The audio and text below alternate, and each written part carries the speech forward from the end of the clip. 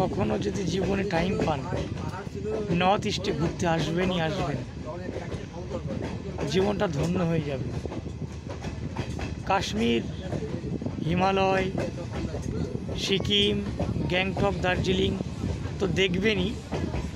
আর যদি north east না দেখেন, আপনি সব কিছুই মিস করবেন, আপনার দেখা অসম্পূর্ণ হয়ে যাবে।